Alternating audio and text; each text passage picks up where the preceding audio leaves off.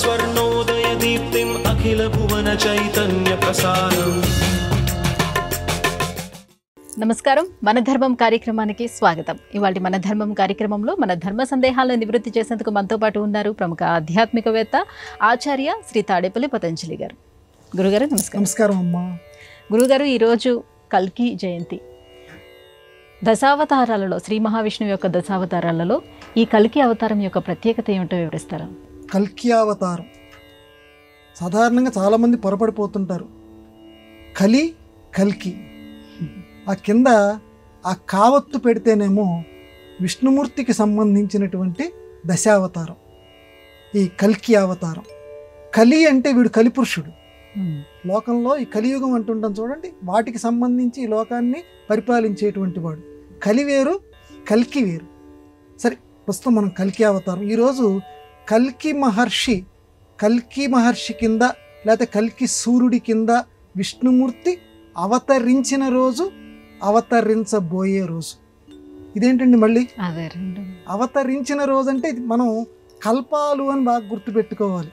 క్రితం కల్పంలో ఇలా జరిగింది, మళ్ళీ ఈ కల్పంలో కూడా జరుగుతుంది. క్రితం కల్పంలో ఇదే రోజు ఈ శ్రావణ మాసంలో కల్కి అనేటువంటి అవతారం పుట్టింది, అందుకని కల్కి జయంతి. నిజానికి ఈ యుగంలో ఈ కల్పంలో ఇంకా కల్కి అవతారం రాలా, కల్కి అవతారం ఇంకా లేదు, ఇంకా పుట్టలేదు. పుట్టనటువంటి కల్కికి ఈరోజు సంప్రదాయవాదులు కల్కి జయంతి అని పెట్టారు ఈ శ్రావణ మాసంలో. అంటే ఇది ఎలా పెట్టారు? ఇది పూర్వకల్పంలో కల్కి ఈరోజు పుట్టాడు, ఈ కల్పంలో కూడా మళ్ళీ ఇదే రోజు పుట్టబోతాడు అనేటువంటి విషయాన్ని మనం తెలుసుకోవాలి. అందుకని ఈరోజు కల్కి జయంతి. సరే, ఈయన బాగా అధర్మం పెట్టరేగినప్పుడు గుర్రం మీద సంచారం చేస్తూ దుర్మార్గుల్ని సంహరించటానికి విష్ణుమూర్తి కల్కి అవతారంలో ఈ కలియుగంలోనే పుడతాడు. బాగా అధర్మం పెరిగిపోవాలి. ఇప్పుడున్న అధర్మం చాలదా అంటే ఇది కాదు, ఇంకా ఇంకా ఇంకా ఇంకా అధర్మం పెరిగిపోతే కల్కి అవతారం అప్పుడు వస్తుంది. మరి గుర్రం మీదే రావడం ఏంటండి? ఇప్పుడు మామూలుగా ఒక్కొక్కరికి ఒక్కొక్క వాహనం, ఇంకేదైనా ఇంకో వాహనం మీద కల్కి రావచ్చు కదా, గుర్రం మీద ఎందుకు రావాలంటే మనం వేగాల్లో మనోవేగం చాలా మించింది అంటారు. అన్నిటికంటే కూడా మనస్సు చాలా వేగంగా వెళ్తుందని. మనస్సు తర్వాత చెప్పుకోదగినటువంటి వేగం కలిగినటువంటిది గుర్రం. అంటే గుర్రం మీద కల్కి పురుషుడు వస్తున్నాడంటే అతి వేగంగా, మామూలు విషయం కాదు. మామూలుగా నిమిషానికి ఇంతమందిని సంహరించగలడు, ఇంకా ఇంకా వేగం చెప్పామనుకోండి నిమిషానికి ఇన్ని వందల మందిని చంపగలడు దుర్మార్గుల్ని, ఇంతమందిని హరించగలడు దుర్మార్గుల్ని. అందుకే వేగత్వాన్ని చెప్పటానికి, స్వామివారి యొక్క అవక్ర పరాక్రమాన్ని నిరూపించటానికి గుర్రం మీద ఆయన వస్తాడు. అలాగే అశ్వము అని అంటే రేపు లేనిది, స్వ అంటే అందుకని అశ్వత్థ వృక్షము అంటారు. అశ్వము, స్వ అంటే రేపు, ఆ అంటే లేదు, వ్యతిరేకం. రేపు లేనిది. నిజానికి మనకి కాల విభజన ఉంది. నిన్న అని అంటాం, జరిగిపోయినటువంటిది. ఏదో మనం ఒక నియమం పెట్టుకున్నాం, సూర్యోదయం అని సూర్యాస్తమయం అని ఒక రోజు అయిపోతుందని చెప్పి అంతకు ముందుది నిన్న అంటున్నాము, మళ్ళీ రేపు ఉదయిస్తే రేపు అంటున్నాం.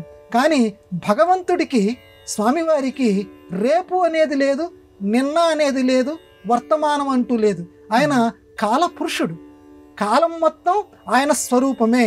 నేను కాలపురుషుణ్ణి సుమా, జాగ్రత్తగా ఉండండి, పిచ్చి పిచ్చి వేషాలు వేయకండి, మిమ్మల్ని అందరినీ కూడా అంతమొందించగలిగేటువంటి సామర్థ్యం నా దగ్గర ఉంది, అందుకే నేను అశ్వం మీద వస్తున్నాను. అంటే రేపు అనేటువంటిది లేదు, వర్తమానం అనేటువంటిది లేదు, నిన్న అనేటువంటిది లేదు, కాలపురుషుణ్ణి నేను, కాలం మీద నేను సంచారం చేస్తుంటాను అని చెప్పటానికి సుమా అన్నట్లుగా అశ్వవాహనం మీద కల్కి పురుషుడు వస్తాడు. అందువల్ల ఆ కల్కి పురుషుడు వచ్చి ఇప్పటికే మనందరం కూడా తల్లడిల్లిపోతున్నాము. ఇంకా ప్రథమ పాదేల్లోనే ఉన్నాము ఈ కలియుగంలో. మనం కలియుగే ప్రథమ పాదే. ఇంకా ఎన్ని పాదాలు గడవాలి? ఈ ఇన్ని పాదాలు గడిచిన తర్వాత అప్పుడు ఆ చిట్ట చివరికి ఆ కల్కి పురుషుడు వస్తాడు. అప్పటికి మనం ఏ అవతారంలో ఉంటామో లేదా భగవంతుడిలో కలిసిపోతామో ఆ పరమాత్మకి ఎరుక. మొత్తం మీద అందరికీ మంచి జరగాలని రాబోయేటువంటి ఆ కల్కి పురుషునికి మనందరం కూడా జై జైలు పలుకుదాం. గురువుగారు, పంచరత్న గీతలు అంటే ఏమిటి? ఏ 5ంటిని పంచరత్న గీతలుగా పెద్దలు పేర్కొన్నారు? మామూలుగా మనందరికీ తెలిసినటువంటి గీత భగవద్గీత. ఈ భగవద్గీతతో పాటుగా ఇంకో 4ంటిని కలిపి మన పెద్దవాళ్ళు పంచరత్న గీతలు అన్నారు. ఏమిటండి అవి? మొట్టమొదట భాగవతం, తర్వాత అందులో భీష్మ స్తవ రాజం, తర్వాత భగవద్గీత, తర్వాత విష్ణు సహస్రనామ స్తోత్రం అంటే అందులో ఉన్నటువంటివే, తర్వాత అనుస్మృతి, తర్వాత గజేంద్ర మోక్షం. ఈ 5ంటిని కలిపి పంచరత్న గీతలు లేదా పంచగీతలు అంటే పంచరత్న కీర్తనలని మనం త్యాగరాజ స్వామి వారికి ఎలా చెప్తామో ఇవి కూడా రత్నాలు లాంటివి. ఈ గీతలు చదువుకోండి. భగవద్గీత, భీష్మస్తవరాజం, అలాగే విష్ణు సహస్రనామం, అనుస్మృతి, గజేంద్ర మోక్షం. ఇందులో భగవద్గీత అందరికీ చిరపరిచితమైంది, అందరూ నెత్తి మీద పెట్టుకుంటారు. మన దేశంలో ఇంకా పూర్తిగా దాన్ని అమల్లోకి రావడానికి ఇంకా సమయం పడుతోంది, కానీ విదేశాల్లో దాన్ని విశ్వవిద్యాలయాల్లోనే పాఠ్యాంశం కింద పెట్టారు. వ్యక్తిత్వ వికాసానికి ఆ భగవద్గీతని వాడుతున్నారు. సరే, దాని ప్రశస్తి అందరికీ తెలుసు. తర్వాత భీష్మస్తవరాజము, భీష్ముడు స్వామివారిని పొగిడినటువంటి ఒక గొప్ప పద్యాలు శ్లోకాలు ఉన్నాయి. తెలుగులో కుప్పించి ఎగసిన కుండలంబుల కాంతి గగన భాగం బెల్ల గప్పిగొనగా అని చెప్పి భీష్మాచార్యుల వారి యొక్క స్థుతి తెలుగులో పోతన్న గారు చక్కగా ఆంధ్రీకరించారు. ఇది కూడా గీత కిందే లెక్కే. అంటే భగవద్గీతను చదివితే ఎంత పుణ్యమో భీష్ముడు రచించినటువంటి ఆ స్తవాన్ని చదివినా అంత పుణ్యం వస్తుంది. తర్వాత విష్ణు సహస్రనామం, ఇది కూడా ఒక గీత. భగవద్గీత అంత పెద్దదండి, 800 శ్లోకాలు, నేను చదవలేను అంటే విష్ణు సహస్రనామం ఒక 20 నిమిషాల్లో, ఒక 25 నిమిషాల్లో నువ్వు విన్నా చదివినా తొందరగా పూర్తవుతుంది. ఇది కూడా గీతతోటి సమానం అన్నారు. అది 3వ గీత విష్ణు సహస్రనామం. 4వ గీత ఉంది అనుస్మృతి. అనుస్మృతి అనేటువంటిది కూడా ఒక గీత. అనుస్మృతి అనేటువంటిది ఆనుశాసనిక పర్వం అని చెప్పి మహాభారతంలో ఒక పర్వం. భీష్మాచార్యుల వారు ధర్మరాజుకు చెప్పినటువంటి రాజనీతి, శాంతి ప్రబోధకాలైనటువంటి అనేక నీతి కథలతోటి, సంఘటనలతోటి ఉండేటువంటిది. అందులో ఉన్నది ఈ అనుస్మృతి. ఇది కూడా చక్కగా అందరూ చదవదగినటువంటిది అనుస్మృతి. ఇది కూడా ఒక గీత కింద వస్తుంది. ఇక చిట్ట చివరిది అందరికీ చిరపరిచితమైనటువంటిది, అందరికీ బాగా తెలిసినటువంటిది. సాధారణంగా తెలుగువాడు అనేటువంటి వాడు ఇందులో ఉన్న ఒక్క పద్యమైనా రాకుండా ఉండడు, ఉంటే వాడు తెలుగువాడు కింద కానట్టే లెక్క. గజేంద్ర మోక్షం. గజేంద్ర మోక్షం అనేటువంటిది కూడా ఒక గీత కింద చెప్పారు, 5వ గీత కింద చెప్పారు. లావొక్కింతయు లేదు ధైర్యము విలోలం బయ్యే ప్రాణంబుల్ ఠావులు తప్పెను నీవే తప్ప ఇతఃపరం బెరుంగ మన్నింపదగుందీను రావే ఈశ్వర కాపవే వరద సంరక్షింపు భద్రాత్మక. గజేంద్రుడు అంటే జీవుడు, మనం కూడా మనకి ఏదన్నా కష్టం వస్తే స్వామి నువ్వు తప్పించి నాకు ఇంకెవరు దిక్కు లేదు అలా అనుకోవాలి. ఆ గీతని మనం చదువుకోవాలి. ఆ గజేంద్ర మోక్షం చదవటమే ఒక గీతా పారాయణం అని చెప్పి ఈ 5 రకాల గీతలు మీ జీవితంలో మీరు బాగా అధ్యయనం చేస్తే ఈ 5 చదవండి. 5లో కనీసం ఒకటైనా చదవండి, లేదా అందులో కనీసం ఒక పద్యమైనా చదవండి, శ్లోకమైనా చదవండి. రోజు గీతా పారాయణం మాత్రం 5లో ఒక దాంట్లో అయినా చేస్తూ ఉండండి. మీ గీతలు మారతాయి. నుదుటి గీతలు మార్చగలిగినటువంటి అద్భుతమైనటువంటి ప్రభావం వీటికి ఉందని చెప్పడానికి మన పెద్దవాళ్ళు ఈ 5ంటిని గీతల కింద పేర్కొన్నారు. గురుగారు, వినాయక చవితి కథలో సుబ్రహ్మణ్యుడు వినాయకుడి కంటే ఆలోచన శక్తిలో కొంచెం తక్కువగా కనిపిస్తాడు. ఎందుకు అలా వర్ణించారు? ఇది కొంచెం మనం ఆలోచించవలసినటువంటి విషయం. నిజమే కదా, ఇన్నిసార్లు మనం వినాయక చవితి జరుపుకుంటూ ఉంటుంటాం. గణాధిపత్యం కావాల్సి వచ్చింది. గణాలకి అధిపతిని ఎవరు, అందరికీ తెలిసిన కథే ఇది. ఎవరు అధిపతిని చేయాలంటే, ఎవరు తొందరగా మొత్తం భూప్రదక్షిణ చేసి వస్తారో వాళ్ళకి గణాధిపత్యం ఇస్తానంటాడు పరమశివుడు. 2 బిడ్డలు, మొట్టమొదటి సుబ్రహ్మణ్య స్వామి, ఆయనకి మంచి బ్రహ్మాండమైనటువంటి వాహనం ఉంది కదా, దాని మీద వెంటనే బయలుదేరతాడు, మొత్తం భూమి ప్రదక్షిణం చేసి వచ్చేస్తానని చెప్పి. ఇక ఈయన కొంచెం లావాటి పొట్టగలిగినటువంటి ఈ గజముఖుడు వినాయకుడు, నేనంత తొందరగా నాకున్న వాహనం ఎలుక, నేనంత తొందరగా భూప్రదక్షిణం చేసి రాలేనని చెప్పి ఈయన అమ్మా నాన్న చుట్టూ తిరుగుతాడు. పార్వతీ పరమేశ్వరులను అలా నుంచోబెట్టి వాళ్ళ చుట్టూ తిరుగుతాడు. ఆ కుమారస్వామి భూప్రదక్షిణం చేస్తూ సమస్తమైన నదుల దగ్గర తీర్థాల దగ్గరికి వెళ్ళినప్పుడల్లా అంతకు మునిపే గజేంద్రుడు అక్కడ స్నానం చేసి బయటకు వస్తున్నట్టుగా కనపడతాడు. అంటే ఇదేంట్రా, నేను ముందు వచ్చేనని నేను అనుకుంటున్నాను, నాకంటే ముందే అన్నయ్య గారు ఇక్కడ ఈ నదుల్లో మునిగి స్నానం చేసేసి బయటికి వెళ్ళిపోతున్నాడు, నాకంటే ముందు ఇంత భూప్రదక్షిణ ఏం చేసేస్తున్నాడు అని సుబ్రహ్మణ్య స్వామి అనుకుంటాడు. ఈయన అక్కడికి వెళ్తే ఆయనకంటే ముందు గజేంద్రుడు స్నానం చేసి వచ్చినట్టుగా ఉంటుంది, ఆయనకంటే ముందే ఆయన వెళ్ళిపోతున్నట్టుగా. ఆయన వెళ్ళలేదు, నిజానికి అమ్మా నాన్న చుట్టూ తిరిగాడు. ఇక్కడ మనకి సుబ్రహ్మణ్య స్వామి ఒక పాలు తక్కువ అని అనిపిస్తుంది మామూలుగా చదివినటువంటి వాళ్ళకి. ఎందుకని? గజేంద్రుడికి ఉన్నటువంటి తెలివితేటలు సుబ్రహ్మణ్య స్వామికి ఎందుకు లేవా? ఆయన షణ్ముఖుడు తక్కువడేం కాదు కదా. కుమారస్వామి ఎందుకు లేవా? ఆ పాత్రని అలా ఎందుకు ఉంది? దాంట్లో ప్రతీకాత్మకత ఏవైనా ఉందా అంటే పెద్దవాళ్ళు దీనికి ఒక వివేచన చేశారంటే, తల్లిదండ్రుల చుట్టూ తిరిగితే భూప్రదక్షిణం చేసిన దాంతో ఫలితము అని గజేంద్రుడికి వచ్చినటువంటి ఆలోచన కుమారస్వామికి ఎందుకు రాలేదు?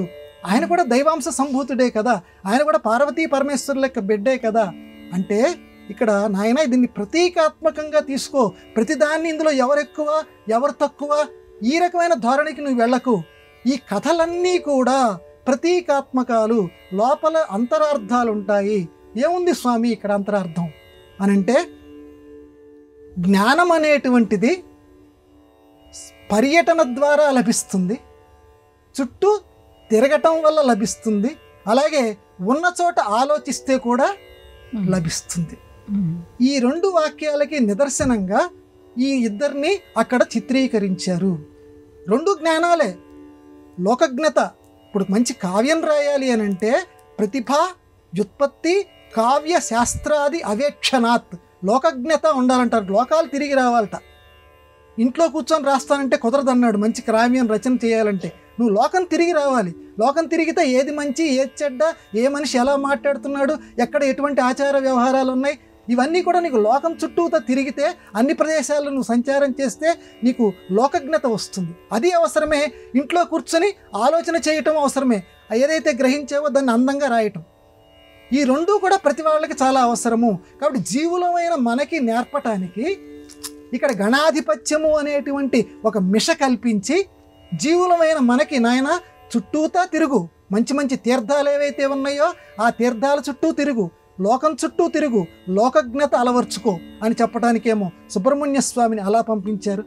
ఉన్న చోటే జాగ్రత్తగా, ఎలా అంటే ఒక్కోసారి చేయాల్సి వస్తుంది, ఉన్న చోటే వెంటనే ఆలోచన చేయగలగాలి. ఎలా చేయాలి? ఉన్న చోట ఆలోచన ఈ గణపతిని చూసి నేర్చుకో. కాబట్టి రెండు అవసరమే అని చెప్పడానికి ఈ రెండు పాత్రలను కల్పించారు. ఒకటి ఎక్కువ కాదు, ఒకటి తక్కువ కాదు, రెండు అవసరమే జీవుడనేటువంటి వాడికి అని చెప్పటమే ఈ కథలో ఉన్నటువంటి సందేశము అని పెద్దలు దీన్ని విశ్లేషణ చేశారు. కాబట్టి ఇద్దరిలో ఒకరు ఎక్కువ కాదు, ఒకరు తక్కువ కాదు, ఇద్దరు ఒకరే అంశం. గురువుగారు ఆత్మసాక్షిగా మసులుకోమని చెప్తారు, ఆత్మ అద్దం లాంటిదని అంటారు. ఆత్మకు మించిన గురువు లేడని భాగవతం చెప్తుంది. దీనిని ఎలా సమన్వయం చేసుకోవాలి? అసలు గురువు ఎవరు?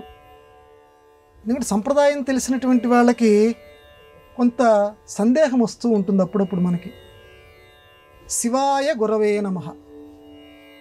ఒకరేమో శివుడు కంటే మించినటువంటి గురువు లేడు, ఆయనకి నమస్కారం, శివుని కొరకు గురువు కొరకు నమస్కారం.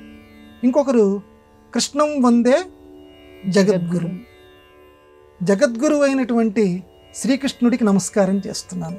ఇట్లా ఒక్కొక్కరు, అలాగే శంకరాచార్యుల వారు జగద్గురువు, ఆయనకి నేను నమస్కారం చేస్తున్నాను. ఇట్లా లోకంలో సంప్రదాయవాదులు ఒక్కొక్కరిని జగద్గురువుల కింద చెప్తూ ఉన్నారు. అసలు నిజమైనటువంటి గురువు ఎవరు అని అంటే, భాగవతం విష్ణుకి సంబంధించి రాసినటువంటి భక్తి ప్రబోధకమైనటువంటి కావ్యంలో నీ అసలైన గురువు ఎవరంటే నీ ఆత్మ నీకు గురువు అన్నాడు. ఇది భాగవతంలో ఉన్నటువంటి మాట.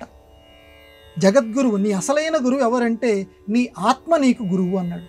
ఆత్మ ఏంటండి? ఆత్మకి ఇక్కడ అర్థం మనస్సు. నీ మనస్సే నీకు గురువు. నీ లోపల ఏదైతే ఆలోచనల ప్రవాహం ఏదైతే ఉన్నదో అదే నీ యొక్క గురువు. అంటే ప్రతి సందర్భంలోనూ ఆత్మ వివేచన చేసుకో అంటుంటారు కదా. ఒక్కసారి నీ ఆత్మలో పరిశీలించుకో. ఒరే, ఇది మంచా, ఇది చెడా, ఇది చెయ్యొచ్చా, ఇది చేయకూడదా, నేను ఇప్పుడు ఇది మాట్లాడచ్చా, ఇది మాట్లాడకూడదా, నీ ఆత్మే నీకు న్యాయస్థానం. నిజానికి ఇది గొప్ప గురువు అమ్మ, అంతకంటే గొప్ప గురువు ఇంకొకరు ఎవరూ లేరు.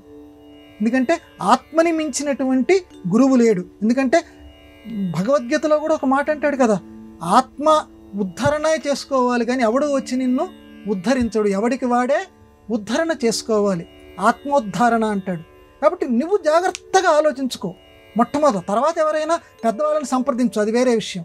మొట్టమొదట నువ్వు ఆలోచించుకో, నేను చేస్తున్నది సరి అయిన పనేనా, నేను ఇప్పుడు మాట్లాడుతున్నది సరి అయినా. ఎప్పుడైనా సరే ఎదుటివాడు తొందరపడి ఒక మాట అన్నాడు అనుకోమ్మ, మన సంప్రదాయం చెప్తోంది, వాడి వైపు నుంచి ఆలోచించు, అప్పుడు వాడిలో దోషం నీకు కనిపించదు. ఒక్కొక్కసారి చిరాకు పడతారు మనకు చాలా ఆత్మీయులైనటువంటి వాళ్ళే. నిన్నేమో ప్రేమ చూపిస్తూ మాట్లాడారు, ఇప్పుడేమో ఒక శత్రువు కూడా అననటువంటి మాట అంటూ మన మీద చిరాకు పడతారు. ఇట్లా అన్నారేంట్రా అని చెప్పి వెంటనే నువ్వు తొందరపడకు. ఒక్కసారి నువ్వు పరకాయ ప్రవేశంలాగా వాళ్ళ నుంచి ఆలోచించు, నీ వైపు నుంచి ఆలోచించుకు. వాళ్ళ వైపు నుంచి ఆలోచిస్తే వాళ్ళకి ఒంట్లో బాగాలేదేమో, ఏవైనా సంఘటనలతోటి ఉక్కిరి బిక్కిరవుతున్నారేమో, ఆ ఉక్కిరి బిక్కిరవుతూ ఆ బాధలో ఆ మాట అలా దూసుకొచ్చిందేమో, నిన్ను అనాలని కాదు, ఆ బాధలో నుంచి ఆ మాట వచ్చిందేమో. నిజానికి వాళ్ళు అలా అనేటువంటి మనస్తత్వం కలిగినటువంటి వారు కారు అని ఎదుటివైపు నుంచి కనుక నువ్వు ఆలోచించగలిగితే, నిన్ను ఎవరైతే తిట్టారో, నీ ఆత్మీయులు ఎవరైతే ఉన్నారో వాళ్ళ మీద నీకు ఎటువంటి కోపము రాదు. అది ఆత్మ అనే న్యాయస్థానంలో. కాబట్టి ఆత్మని ఇది ఎవరు చెప్తారు? ఆత్మ అనే గురువు చెప్తుంది. ఆత్మ అనే గురువు అంటే మన మనస్సు ఏదైతే ఉందో ఆ మనస్సు చెప్తుంది. ఎదుటి వైపు నుంచి ఆలోచిస్తే ఈ లోకంలో శత్రుత్వాలే ఉండవు, భార్యాభర్తల మధ్య గొడవలు ఉండవు, అన్నదమ్ముల మధ్య గొడవలు ఉండవు. ఎదుటి వైపు నుంచి వాడు ఏ పరిస్థితిలో అన్నాడో, వాడు అలా ఎందుకు అన్నాడో అని ఒక్కసారి వాళ్ళ వైపు నుంచి మనం ఆలోచిస్తే, వాళ్ళ చుట్టూ ఉన్న సంఘటనల గురించి ఆలోచిస్తే, ఓహో ఇందుకు అనుంటాడులే పాపం, ఇలా అనలే నిజానికి లేకపోతే అని అనుకుంటే మన మనస్సు స్వస్థత పొందుతుంది. కోపం మనం తెచ్చుకోము, వాడి మీద రోషం తెచ్చుకోము, తగాదా పడము. కాబట్టి ప్రతివాడికి కూడా భాగవతం ఎంత గొప్ప వ్యక్తిత్వ వికాస కళాశాలమ్మ, పాఠశాల అంటుంటాం చూడండి. ఇట్లా ఎంత ఆధ్యాత్మికంగా ఎంత గొప్పదో, ఇలా మన వ్యక్తిత్వ వికాసాన్ని పెంచేటువంటి అద్భుతమైనటువంటి మణిరత్నాలు ఇలాంటి వాక్యాలు ఉన్నాయి. నీ ఆత్మే నీకు గురువు నాయన, ఆత్మని మించిన గురువు ఇంకొకరు లేరు, అలా ఆలోచన శక్తితోటి నువ్వు ఉండు అని భాగవతం మనకి చక్కగా నిజమైన గురువు ఎవరో ప్రబోధన చేసింది. గురుగారు, బ్రహ్మచారి అయిన ఆంజనేయుడిని సువర్చలాపతి అనటంలో అంతరం ఏమిటి? పెళ్లి చేసుకోలేదు మొర్రో అంటుంటే ఆంజనేయుడిని వదిలిపెట్టం మనం. ఆంజనేయుడికి పెళ్ళయింది అంటుంటాం, సువర్చలాంజనేయ అంటుంటాం.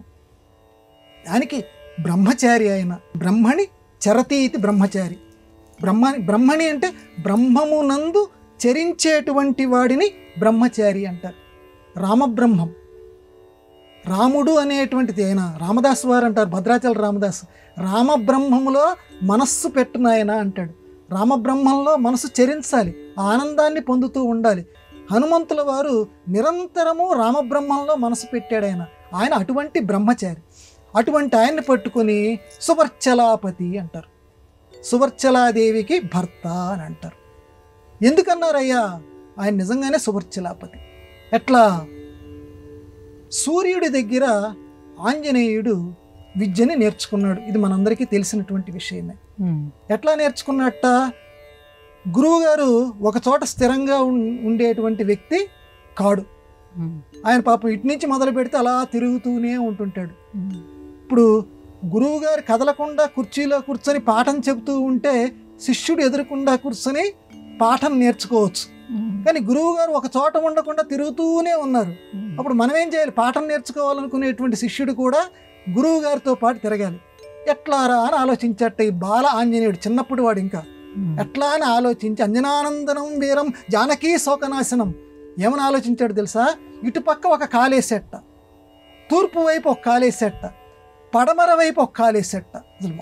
ఊహ పరాశర సంహితలో మనం చదువుతుంటే ఆశ్చర్యపోతాం. ఇటుపక్క ఒక కాలేసేట, అటుపక్క అంటే ఎంత ఉన్నాడు అసలు ఆంజనేయుడు విశ్వరూపం. చిన్నప్పుడు చూడండి, అటు కాలు వేసి ఇక ఈయన కదల్లా, పైన ఉన్నటువంటి గురువు గారు కదులుతున్నాడు కానీ ఈయన ఇలాగే చూస్తున్నాడు గురువు గారికి వేసి. గురువు గారు అక్కడి నుంచే ఈ శిష్యుడికి, ఆ సూర్యుడు అనేటువంటి గురువు గారు ఈ శిష్యుడు అనేటువంటి ఆంజనేయుడికి చదువు చెప్పారట. ఆ చదువు చెప్తున్నప్పుడు ఆయన సూర్య భగవానుడి యొక్క వర్చస్సు, వర్చస్సు అంటే కాంతి, సువర్చస్సు మంచి కాంతి, కాంతి కిరణాలు ఏవైతే ఉన్నాయో ఆ కాంతి కిరణాలన్నీ కూడా ఈ ఆంజనేయుడి మీద పడ్డాయి. బాగా పడ్డం వల్ల ఈయన ప్రకాశం బాగా, ఎందుకంటే సూర్యుడికి బాగా సన్నిహితంగా ఉన్నాడు కదా, సూర్యుడికి బాగా సన్నిహితంగా ఉండటం వల్ల ఆ సువర్చల, ఆ సూర్యుడికి సంబంధించినటువంటి ఆ మంచి కాంతి కిరణాలు ఏవైతే ఉన్నాయో అవి ఆంజనేయుడు చుట్టూతో ఆక్రమించాయి. ఈ ఆంజనేయుడు వాటిల్లో మునిగిపోయాడు. వాటితోటి దేవి, దేవి అంటే దివ్యతి ఇది దేవి, దివ్యతి అంటే ప్రకాశించేవాడు, చక్కటి కాంతి కిరణాలతోటి ప్రకాశించేటువంటి వాడు, చక్కటి జ్ఞానమనేటువంటి కాంతి కిరణాలతో ప్రకాశించేవాడు, చక్కటి సూర్యజ్ఞాన కాంతి కిరణాలతోటి ప్రకాశించేవాడు. అందువల్ల సువర్చల దేవి. దానికి పతి, పతి అని అంటే అధిపతి, పతి అంటే ఏంటి, దానికి ప్రభువు అయినటువంటి వాడు, వాటి మీద అధికారం ఉన్నటువంటి వాడు, ఎవరైతే చుట్టూతా కాంతి కిరణాలు ఉన్నాయి కాబట్టి. అందువల్ల ఆయన్ని సువర్చలాపతి అంటారు, కానీ ఆయన భార్య సువర్చలాదేవి అని అంటారు, కానీ ఆయన బ్రహ్మచారి, ఆయనకి ఎటువంటి వివాహము కాలేదు. సువర్చలాదేవి, సువర్చలాపతి అనటంలో ఉన్నటువంటి ఆంతర్యం ఇది. గురుగారు, తిరుపతిలో చేసే సప్తగిరి యాత్రలో ఉన్నటువంటి ఆధ్యాత్మిక రహస్యం ఏమిటి? సప్తగిరి అది షడ్గిరి, పంచగిరి, చతుర్గిరి, 4 రకాల పర్వతాలు, 5 రకాల పర్వతాలు అని అనకుండా, 6 రకాల పర్వతాలు అనకుండా సప్తగిరి 7 పర్వతాలు అని ఎందుకు వచ్చింది? సప్తగిరి యాత్ర అంటారు, తిరుమల యాత్ర లేకపోతే తిరుపతి యాత్ర. దానికి ఆధ్యాత్మిక రహస్యం ఉందని చెప్పి పెద్దవాళ్ళు చెప్పారు. ఆ 7 కొండలు ఎక్కటం అంటే మనల్ని మనమే ఎక్కటం.